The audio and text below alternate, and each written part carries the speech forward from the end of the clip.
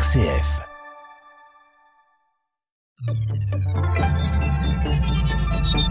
Bienvenue à tous dans notre capsule temporelle.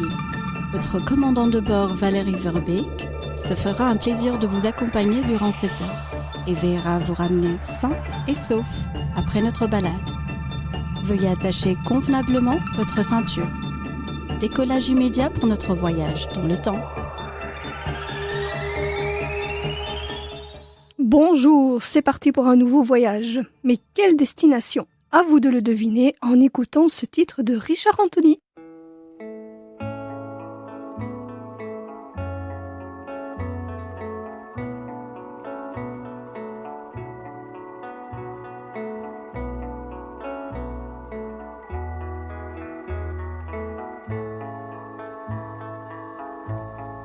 J'ai pensé qu'il valait mieux nous quitter sans un adieu. Je n'aurais pas eu le cœur de te revoir, mais j'entends siffler le train, mais j'entends siffler le train, que c'est triste un train qui siffle dans le soir.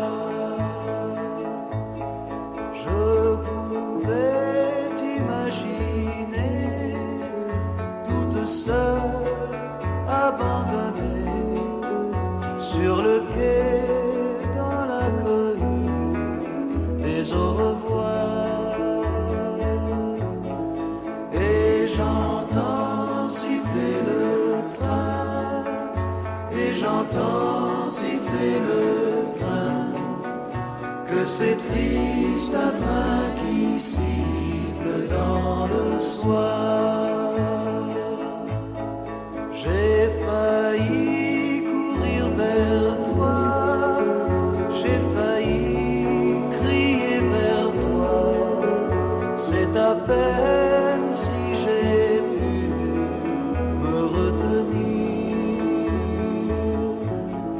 que c'est loin où tu t'en vas, que c'est loin où tu t'en vas.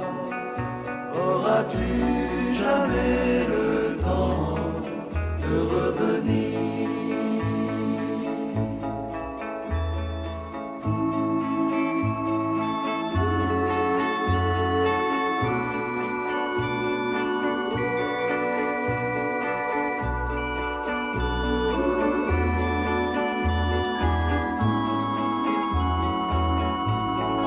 J'ai pensé qu'il valait mieux nous quitter sans un adieu, mais je sens que maintenant tout est fini, et j'entends siffler le train, et j'entends siffler le train, j'entendrai siffler ce train toute ma vie. J'entendrai siffler ce train toute ma vie. Bien vu, destination 1962. Comme cette année a été marquée par plusieurs faits importants, impossible de parler de tout en une seule heure. Exceptionnellement, cette année destination nécessitera donc 2 voyages à bord de notre capsule temporelle pour être traités correctement. Avant d'entamer cette première partie, continuons nos découvertes musicales avec les Chats Sauvages et Twist à Saint-Tropez.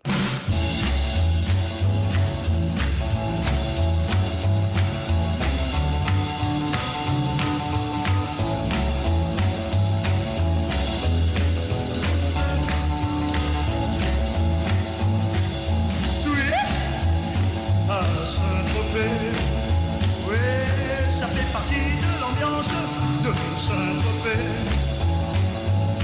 C'est là que commencent toutes les danses qu'on lance en France pour les vacances Twist à Saint-Tropez. On est toujours en avance à Saint-Tropez. Pas dit mes péchés.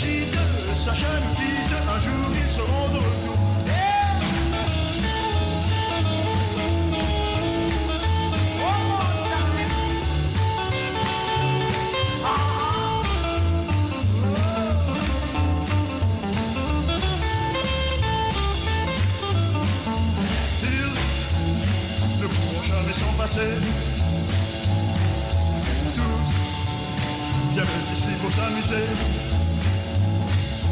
Tous ont toujours appris à danser. Tous à Saint-Tropez. Oui, on vient partout dans le monde vers Saint-Tropez.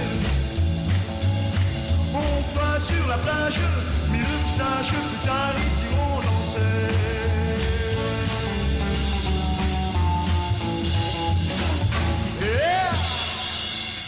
RCF. Nous sommes en 1962 et la Belgique entre dans une phase de querelle linguistique. Louvain vit ses premières marches flamandes sur Bruxelles pour demander le départ de la partie francophone de l'université. Alors qu'ils ne sont que 10 000 à participer à la première marche le 14 février, la deuxième du mois d'octobre voit un peu plus de 50 000 personnes se rendre vers Bruxelles. Ce n'est que le début du mouvement, qui aboutira 8 ans plus tard à la naissance de Louvain-la-Neuve, une toute nouvelle ville pour accueillir la partie francophone de l'Université catholique de Louvain. En 1962, donc, les négociations politiques vont bon train pour fixer une frontière linguistique définitive. Cela fait plusieurs mois que les tensions communautaires et linguistiques se font de plus en plus sentir. Le 8 novembre, c'est fait. La Belgique a une frontière linguistique. La loi Gilson est adoptée. Elle définit cette nouvelle frontière administrative interne, mais elle ne fait pas encore mention de Bruxelles. La frontière linguistique partage géographiquement notre territoire en deux parties. Horizontale et ondulée, elle traverse la Belgique de part en part. Au nord de la ligne, les néerlandophones, au sud, les francophones. Elle semble couper le pays en deux parties plus ou moins égales, en passant juste sous la capitale, Bruxelles. Lors des négociations, quelques corrections de frontières ont dû être apportées. Moucron et Comines-Warneton passent de la Flandre vers le Hainaut, en Wallonie, et 6 communes de la région des Fourrons passent de Liège, en Flandre. Cette loi Gilson sera complétée en août 63 par la loi qui détermine l'emploi des langues en matière administrative. Le texte assure le bilinguisme dans les 19 communes de Bruxelles. Ces deux lois entrent en vigueur ensemble le 1er septembre 1963. Une frontière linguistique figée pose très vite le problème des minorités qui parlent l'autre langue, en particulier dans les communes frontalières. Ce phénomène est amplifié par l'évolution démographique et institutionnelle du pays. De plus, les néerlandophones ont un seul souhait qui reste constant dans le temps, contenir le recul de l'usage du néerlandais, en particulier à Bruxelles et dans sa périphérie. Le sujet de l'usage de la langue dans notre pays reste d'ailleurs toujours très chaud. Restons dans notre plat pays avec Jacques Brel. Avec la mer du Nord pour dernier terrain vague et des vagues de dunes pour arrêter les vagues et de vagues rochers que les marées dépassent et qui ont à jamais le cœur à marée basse avec infiniment de brumes à venir avec le vent de l'Est. Écoutez-le tenir, le plat pays qui est le mien, avec des cathédrales pour unique montagne et de noirs clochers comme mâts de cocagne, où des diables en pierre décrochent les nuages avec le fil des jours pour unique voyage et des chemins de pluie pour unique bonsoir. Avec le vent d'ouest, écoutez le vouloir, le plat pays qui est le mien, avec un ciel si bas qu'un canal s'est perdu, avec un ciel si bas qu'il fait l'humilité, avec un ciel si gris qu'un canal s'est pendu, avec un ciel si gris qu'il faut lui pardonner, avec le vent du nord qui vient s'écarteler, avec le vent du nord, écoutez-le craquer, le plat pays qui est le mien, avec de l'Italie qui descendrait l'Escaut, avec Frida la blonde, quand elle devient Margot, quand les fils de novembre nous reviennent en mai, quand la plaine est fumante et tremble sous juillet, quand le vent est au rire, quand le vent est au blé, quand le vent est au sud, écoutez-le chanter, le plat pays qui est le mien.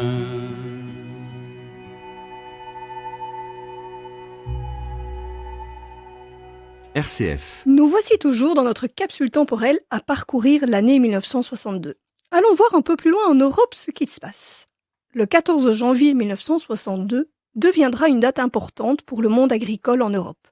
Au terme de 140 heures de négociations, le premier marathon agricole européen de Bruxelles aboutit à une décision. Le Conseil des ministres des 6 pays membres, Belgique, Pays-Bas, Luxembourg, France, Allemagne de l'Ouest et Italie, adopte les grandes lignes de la politique agricole commune, PAC, qui permet d'organiser des marchés agricoles communs par produit et d'appliquer des règles spécifiques de concurrence. Il crée également le Fonds européen d'orientation et de garantie agricole, le FEOGA. La PAC entre réellement en vigueur 6 mois plus tard, le 30 juillet 1962. 1962, c'est une année également importante pour l'Église catholique. Le 11 octobre, le pape Jean XXIII ouvre le 2e concile œcuménique du Vatican, plus couramment appelé Concile Vatican II. Il se termine 3 ans plus tard, le 8 décembre 1965, sous le pontificat de Paul VI. On le considère généralement comme l'événement le plus marquant de l'histoire de l'Église catholique au XXe siècle. Il symbolise son ouverture au monde moderne et à la culture contemporaine en prenant compte des progrès technologiques, de l'émancipation des peuples et de la sécularisation croissante. La sécularisation consiste à faire passer des biens d'Église dans le domaine public. On utilise aussi ce terme pour parler de la perte d'influence de l'Église dans un certain nombre de domaines tels que l'enseignement, l'assistance publique, la morale. Pendant ce concile, des réponses sont cherchées dans un retour aux racines du christianisme. On fait de nouvelles recherches dans la Bible. On étudie la patristique, c'est-à-dire la discipline qui traite de la vie, de l'œuvre et de la doctrine des pères de l'Église dans le christianisme primitif. Et on revoit la longue tradition de l'Église au-delà des positions souvent sclérosées héritées de la contre-réforme, c'est-à-dire le mouvement par lequel l'Église catholique a réagi dans le courant du XVIe siècle face à la réforme protestante. Certains ont décrit ce concile comme une réaction contre l'immobilisme myope et la prépondérance des préoccupations juridiques sur l'inspiration évangélique qui avait de plus en plus caractérisé le catholicisme depuis le concile de Trente au XVIe siècle. Mais ce concile Vatican II connaît un déroulement inattendu. Les cardinaux du Saint-Siège, qui assistent le pape, avaient préétabli un programme avec des textes quasi prêts à être votés. Mais ce programme est rejeté, et les pères conciliaires doivent du coup présenter un nouvel ordre du jour. On débat notamment de la liturgie et du rapport que l'Église catholique doit entretenir avec les autres confessions chrétiennes, avec les autres religions et avec la société en général. Mais des thèmes plus spécifiquement théologiques sont aussi abordés, comme la liberté religieuse et la révélation, qui est pour une religion monothéiste la connaissance qu'elle affirme détenir directement de son Dieu. Ce qui explique que ce concile ait pris plus de 3 ans avant de se clôturer en 1965. Poursuivons notre balade musicale avec Claude Nougaro, avec le jazz et la java.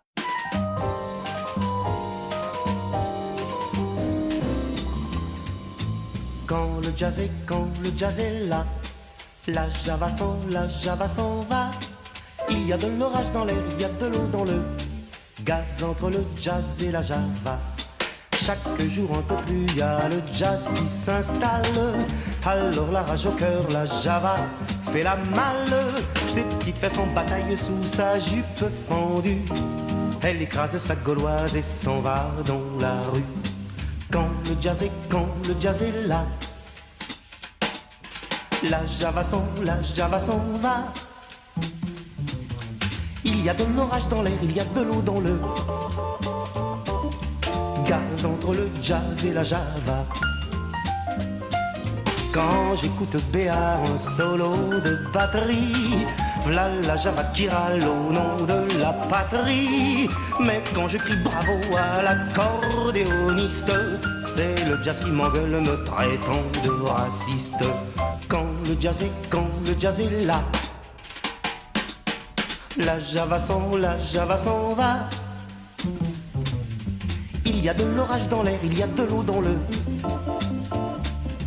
gaz entre le jazz et la Java.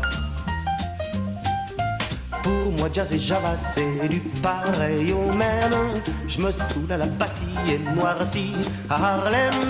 Pour moi jazz et Java dans le fond c'est tout comme quand le jazz dit gomène, la Java dit gomme. Mais quand le jazz est là, la Java s'en va. Il y a de l'orage dans l'air, il y a de l'eau dans le gaz entre le jazz et la Java. Jazz et Java copains, ça doit pouvoir se faire. Pour qu'il en soit ainsi, tiens, je partage en frère. Je donne au jazz mes pieds pour marquer son tempo. Et je donne à la Java mes mains pour le bas de son dos. Et je donne à la Java mes mains pour le bas de son dos. Toujours en 1962, même si ça concerne de très près un pays européen, je vous propose de traverser la mer Méditerranée pour nous rendre sur le continent africain. Direction l'Algérie. Après avoir fait partie de l'Empire ottoman pendant plus de 3 siècles, l'Algérie est occupée par la France à partir de 1830. À l'époque, la France profite de la dispersion et de la désunion des différentes tribus présentes sur le territoire, mais aussi et surtout de la perte de la flotte algérienne à la bataille de Navarin en 1827. La prise d'Alger est un moment décisif dans ce début de colonisation. La période dite de l'Algérie française ou de l'Algérie coloniale commence alors. La période de colonisation de la région s'étale sur plus de 70 ans. Durant cette période, les départements français d'Algérie, Oran, Alger et Constantine sont dans un premier temps créés.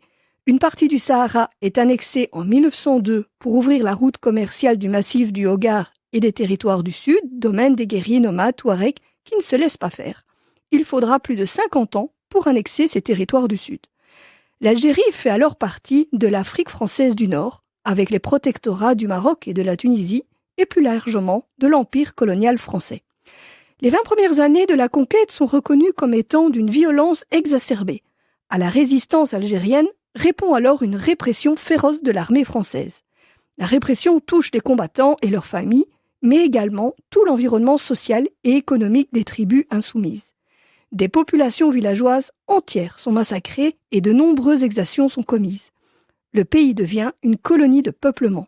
Des colons, principalement français et appelés pieds noirs, s'y installent et reconstituent un mode de vie à l'européenne. On arrive ainsi petit à petit au XXe siècle et à la Première Guerre mondiale.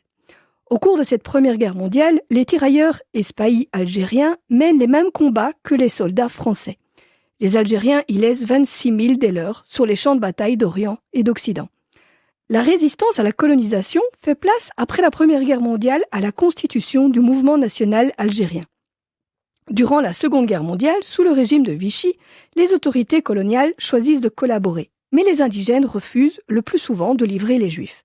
Les enfants juifs à qui les écoles républicaines sont interdites vont fréquenter les écoles arabes où la population les accepte et dissimule leur identité aux autorités.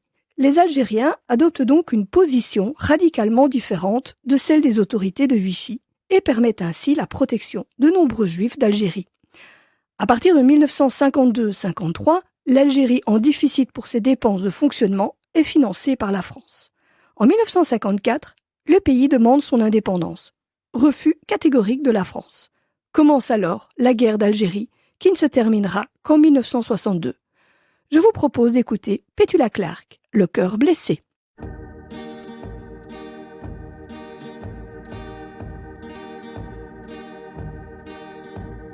Cœur blessé, torturé par tout le mal que tu m'as fait. Au fond, c'était perdu d'avance. Il ne reste aucune chance. Alors adieu, moi je m'en vais,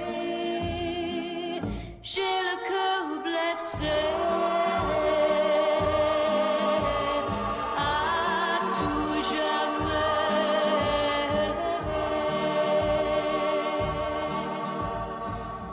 Il y a de quoi vous rendre fou.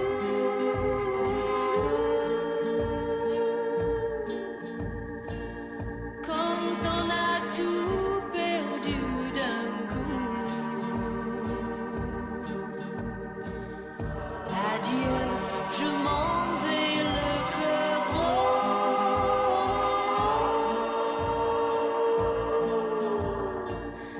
Il faut croire que c'était trop beau.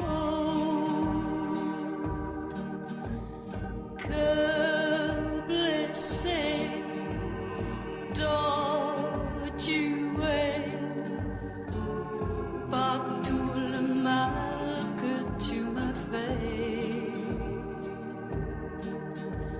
Rien ne pourra calmer ma peine.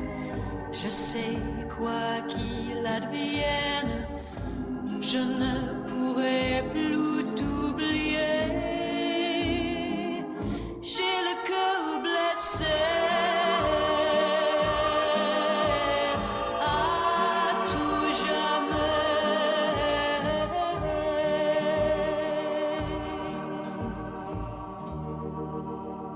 RCF. Nous sommes toujours en Algérie. La guerre, pour obtenir son indépendance face à la France, a commencé en 1954.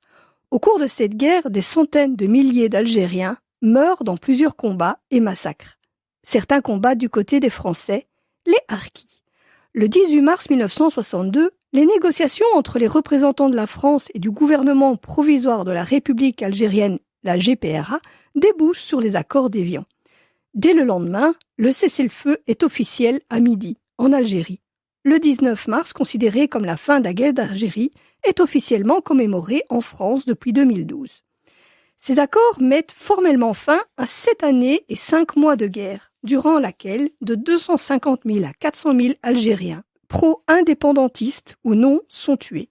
Pour la France, on décompte 28 500 morts du côté des militaires, 30 000 à 90 000 harkis, 4 000 à 6 000 chez les civils européens et environ 65 000 blessés. Sur le terrain, les accords d'Évian sont loin d'apporter aux populations la paix attendue et inaugurent une période de violence redoublée. Il y a entre autres la fusillade de la rue d'Isly à Alger le 26 mars, quelques jours après l'indépendance. Des tirailleurs algériens indépendantistes tirent sur des manifestants favorables à l'Algérie française. Le bilan, longtemps sous-estimé, est évalué à 80 morts et 200 blessés. Ces violences précipitent l'exode de la majorité des Européens d'Algérie, dits pieds noirs, et des Juifs. Ils quittent le pays pour s'installer en France, souvent malgré eux, et éviter ainsi des représailles en Algérie, telles que vols, pillages ou même mise à mort. En revanche, très peu de Harkis arrivent à partir, car ils n'ont pas d'autorisation de venir en France. Plusieurs dizaines de milliers d'entre eux sont exécutés par le gouvernement algérien qui les considère comme des traîtres. Pendant ce temps-là, en France, les accords d'Évian sont approuvés lors du référendum du 8 avril 1962 par 91% des votants de France métropolitaine. Les électeurs des départements d'Algérie sont exclus du scrutin. Quoi de plus approprié que d'écouter Enrico Macias, algérien d'origine, nous chanter « Adieu, mon pays ».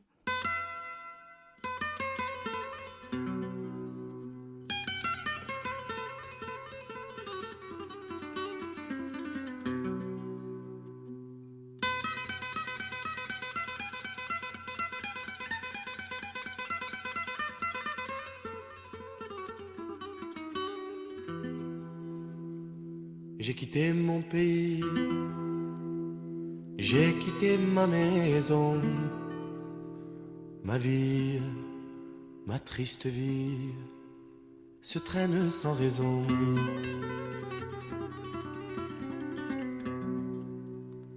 J'ai quitté mon soleil, j'ai quitté ma mer bleue, leurs souvenirs se réveillent bien après mon adieu. Soleil, soleil de mon pays perdu, des villes blanches que j'aimais, des filles que j'ai jadis connues. J'ai quitté une amie, je vois encore ses yeux mouillés de pluie, de la pluie de l'adieu. Je revois son sourire si près de mon visage, il faisait resplendir les soirs de mon village. Mais du bord du bateau qui m'éloignait du quai, une chaîne dans l'eau a claqué comme un fouet. J'ai longtemps regardé ses yeux bleus qui fuyaient, la mer les a noyés dans le flot du regret.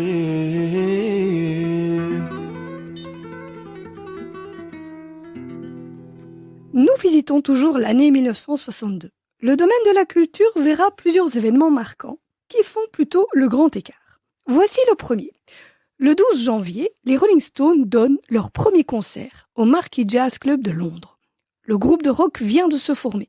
Il est composé du guitariste et leader original Brian Jones, du pianiste Ian Stewart, du chanteur Mick Jagger, du guitariste Keith Richards, du bassiste Dick Taylor et du batteur Mick Avory. Le bassiste Bill Wyman et le batteur Charlie Watts les rejoignent ensuite après les départs de Dick Taylor et de Mick Avory. Jagger et Richards constituent rapidement un duo d'auteurs-compositeurs et prennent peu à peu la direction du groupe, écartant progressivement un Brian Jones de plus en plus absent. Le nom du groupe vient d'une chanson, Rolling Stone, choisie par Brian Jones. Le blues a toujours été la source d'inspiration principale des Stones. Ils sont l'un des principaux acteurs du retour de cette musique sur le devant de la scène à travers le British Blues Boom. Les premiers enregistrements des Rolling Stones sont des reprises de blues et de rhythm and blues américains. Après avoir rencontré le succès au Royaume-Uni, ils deviennent populaires aux États-Unis durant la British Invasion initiée par les Beatles au milieu des années 60. Leur single de 1965, I Can't Get No Satisfaction, les fait connaître dans le monde entier. Les Rolling Stones ont publié 23 albums studio au Royaume-Uni, 25 aux États-Unis, tous classés dans le top 10 britannique. Le groupe est le deuxième à avoir eu le plus de succès dans le Billboard Hot 100, la référence des ventes des singles aux États-Unis.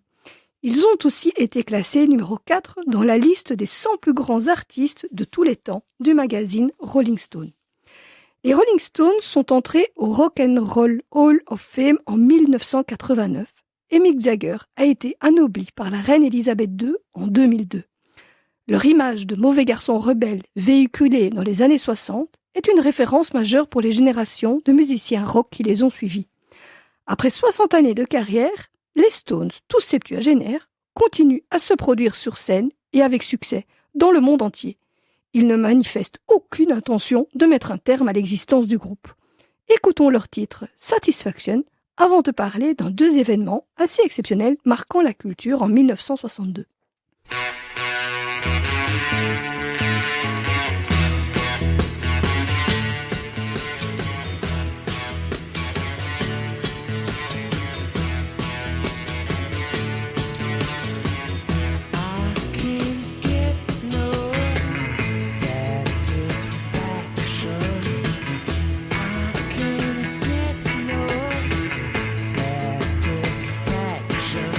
Tried, and I tried.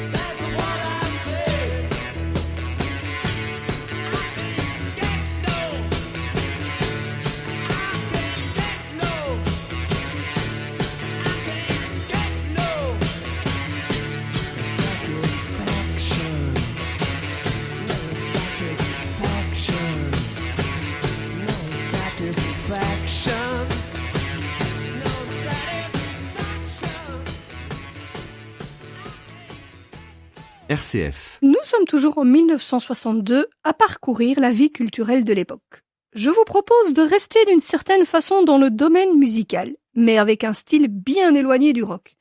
Si je vous parle d'un film musical américain, sorti en 1961, qui remporte 10 récompenses sur les 11 nominations lors de la 34e cérémonie des Oscars, est-ce que cet indice est suffisant pour vous permettre de trouver notre prochain sujet ?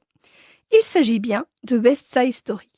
West Side Story a d'abord été créé sous format de comédie musicale à Broadway en septembre 1957. Ce spectacle tient l'affiche durant 732 représentations avant de partir en tournée. La noirceur du thème, la musique sophistiquée, l'importance des scènes de danse et l'accent mis sur les problèmes sociaux ont constitué un tournant dans le théâtre musical américain. Ce spectacle sera adapté au cinéma en 1961. Les rôles principaux de Maria et Tony sont respectivement joués par Natalie Wood, alors au sommet de sa carrière, et Richard Beymer. Nous sommes à New York dans les années 50. 2 gangs de rue rivaux font la loi dans le quartier Upper West Side à Manhattan. Il y a d'un côté les Jets, jeunes blancs de la classe ouvrière qui se considèrent comme les véritables Américains, même si leurs parents sont d'origine polonaise, irlandaise et italienne. Ils sont dirigés par Riff. De l'autre côté, les Sharks appartiennent à la 2e génération d'immigrés portoricains dont le chef est Bernardo. Ils se provoquent et s'affrontent à l'occasion. Tony est l'ancien chef des Jets et ami de Riff. Il a maintenant pris ses distances avec le gang. Lors d'un bal, il rencontre Maria, la sœur de Bernardo, chef du gang concurrent. Ils tombent amoureux au premier regard. Ça vous rappelle rien cette histoire ? On se retrouve tout à fait dans un Roméo et Juliette façon moderne et américaine, dont l'auteur s'est d'ailleurs inspiré. Toujours est-il que les tourtereaux n'ont pas la vie facile. Ils doivent subir les forces opposées de leurs clans respectifs. Au fil du temps, la rivalité entre les 2 clans s'envenime, jusqu'au jour où, au cours d'une bagarre, Bernardo, chef des Sharks, tue Riff, chef des Jets, avant de mourir à son tour, poignardé par Tony.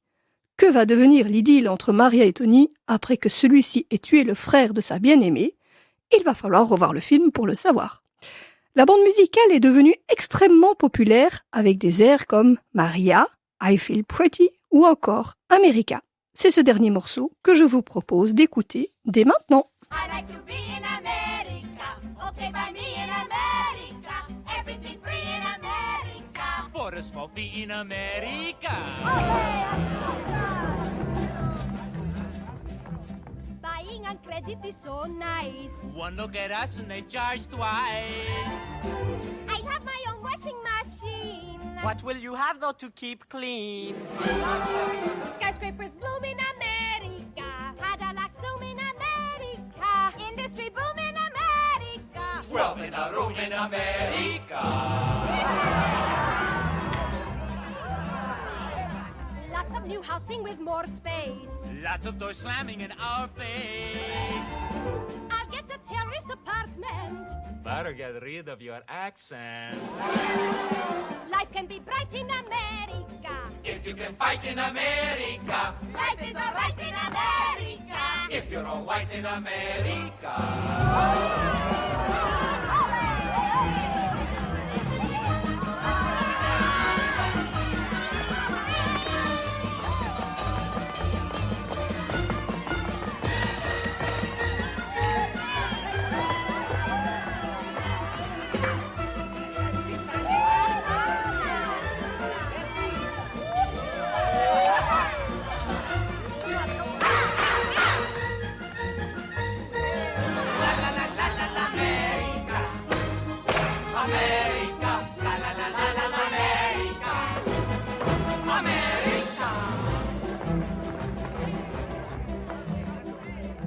Here you are free and you have pride. Long as you stay on your own side. Free to be anything you choose. Free to wear tables and shine shoes. Everywhere crime in America. Organized crime in America. Terrible time in America. You forget I'm in America.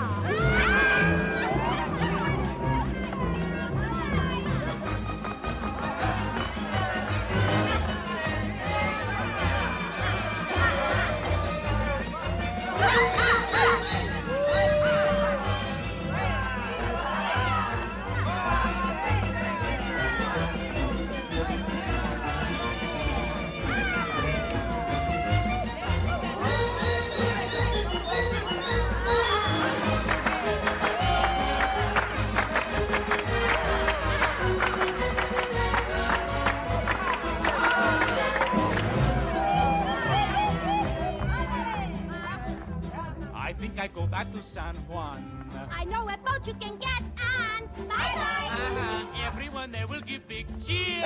Everyone there will have moved here.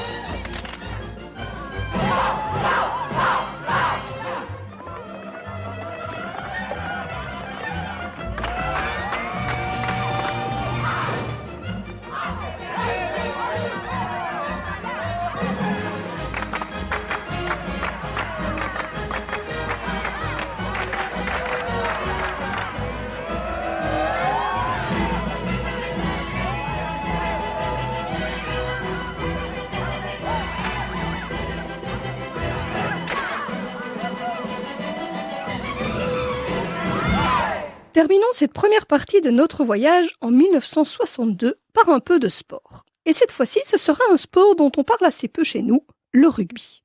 Le terme rugby fait référence à une famille de sports collectifs dont les spécificités sont les mêlées et les touches. Originaire d'Angleterre, il s'est développé à la fin du 19e siècle dans les pays anglo-saxons, Royaume-Uni, Irlande, Afrique du Sud, Australie et Nouvelle-Zélande. Actuellement, on peut trouver plusieurs versions de ce sport. En plus des versions sans contact et handisport, les versions principales sont le rugby à 13 et le rugby à 15. Le rugby à 13 a été séparé du rugby à 15 en 1895. Les deux se jouent en demi-temps de 40 minutes, sur un terrain rectangulaire de 100 mètres sur 60. Les buts sont formés de poteaux de minimum 10 mètres de haut, séparés de 5 mètres 60.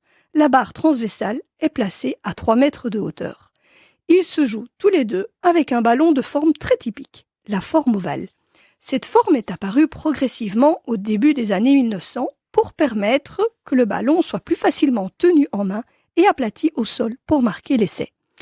Je vous entends déjà, mais quelle est la différence entre le rugby à 13 et le rugby à 15 ? La première différence évidente entre les deux est que pour le premier, les équipes sont composées de 13 joueurs présents sur le terrain, alors qu'elles sont composées de 15 joueurs pour le rugby à 15. Jusque-là, tout semble logique. Les principales méthodes pour marquer les points sont similaires aux deux versions, essai et transformation, penalty et drop goal. Par contre, le nombre de points que valent chaque méthode diffère entre les deux.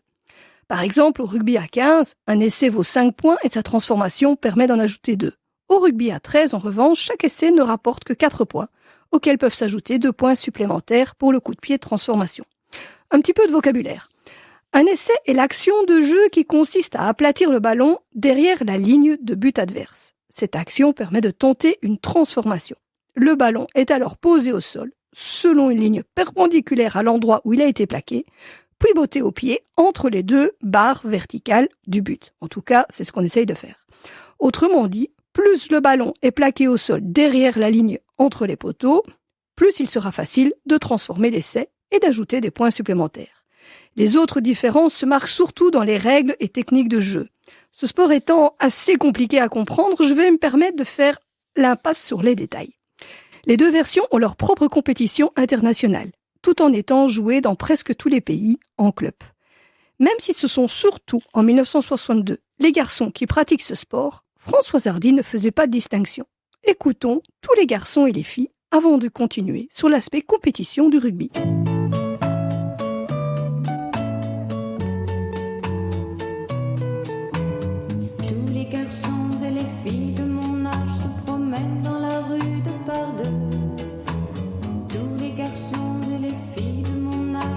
Bien ce que c'est qu'être heureux, et les yeux dans les yeux, et la main dans la main, ils s'en vont amoureux, sans peur du lendemain. Oui, mais moi, je vais seul par les rues, l'âme en peine. Oui, mais moi, je vais seul, car personne ne m'aime. Mes jours comme mes nuits sont en tout point pareils, sans joie et plein d'ennui.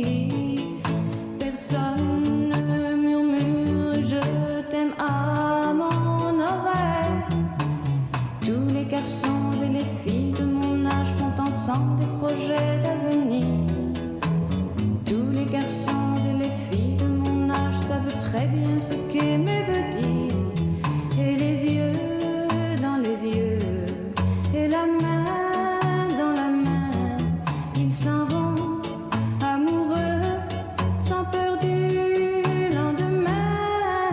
Oui, mais moi, je vais seule par les rues, l'âme en peine. Oui, mais moi, je vais seule, car personne ne m'aime. Mes jours comme mes nuits sont en tout point pareils, sans joie et plein d'ennui. Au quand donc pour moi brillera le soleil? Comme les garçons et les filles de mon âge, connaîtrai-je bientôt ce qu'est l'amour?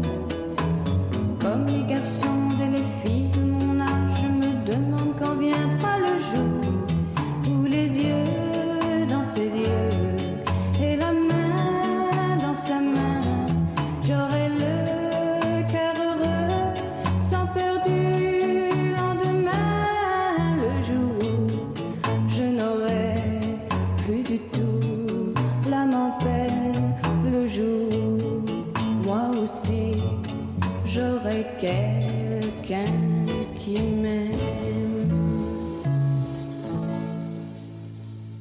RCF. Souvenez-vous, je vous expliquais brièvement en quoi consistait ce sport qu'est le rugby.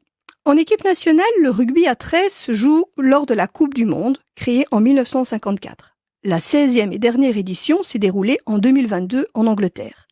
Il y a aussi le tournoi des 4 nations, auquel participent l'Australie, la Nouvelle-Zélande, l'Angleterre et une 4e nation invitée.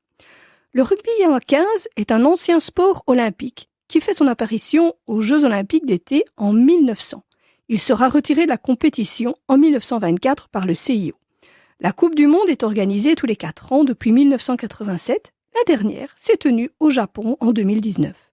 L'autre tournoi majeur est le tournoi des 6 nations, auquel participent la France, l'Écosse, l'Angleterre, le Pays de Galles, l'Irlande et l'Italie.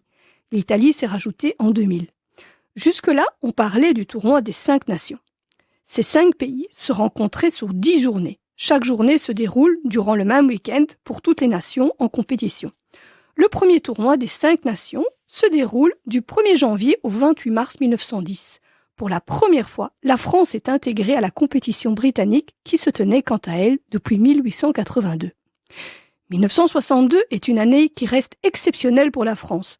Cette année-là, la France remporte le tournoi des 5 nations pour la 4e fois consécutivement, exploit qui n'a pas encore été égalé à ce jour. Pour terminer cette première partie de notre voyage en 1962, je vous propose une dernière chanson qui n'a rien à voir avec les sportifs dont je viens de parler. Même si le rugby est considéré comme un sport brutal, il est un de ceux où le fair-play, le respect des règles, des décisions arbitrales et des autres en général sont le plus présents. Et ce, autant de la part des joueurs que des supporters, ce qui n'est pas le cas dans tous les sports. Écoutons Charles Aznavour et Les Comédiens.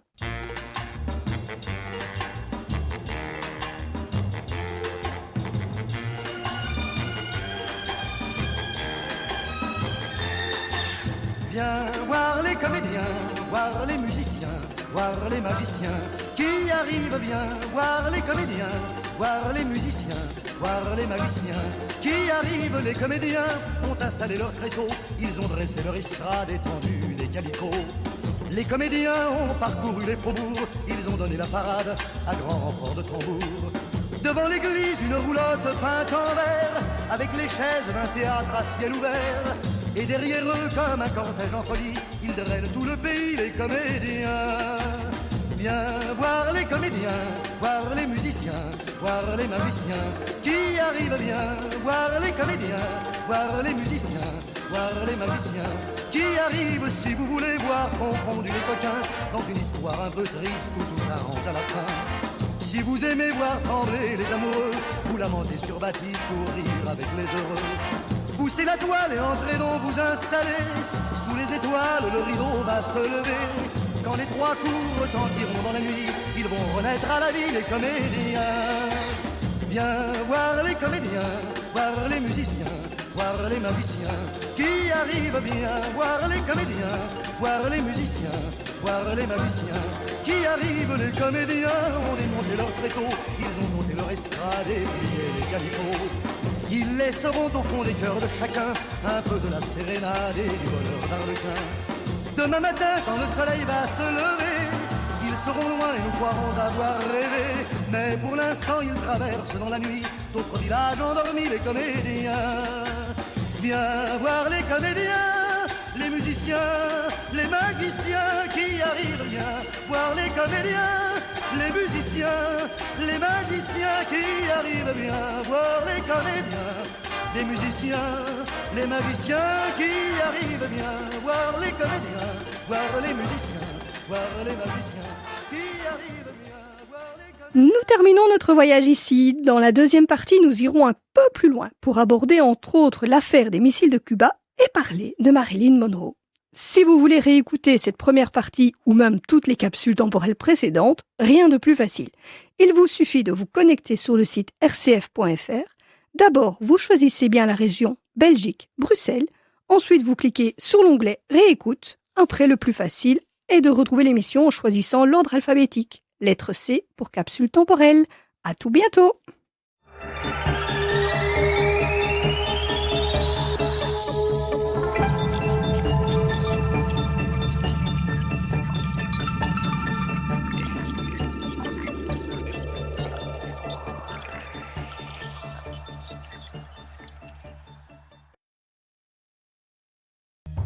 RCF est une radio de proximité. Votre radio locale vit grâce à vos dons.